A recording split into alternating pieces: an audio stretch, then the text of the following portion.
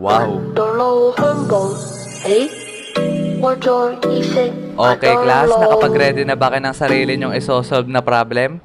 Sinabi ko na sa inyo yan nung last meeting natin na sa Blackboard nyo isosolve yan para ma-share sa inyo mga kaklase.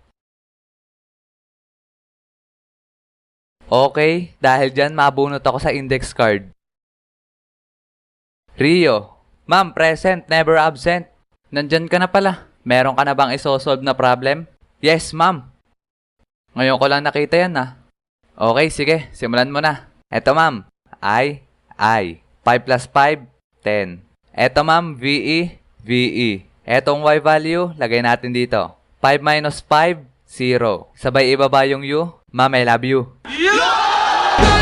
我哋呼吸滑到路。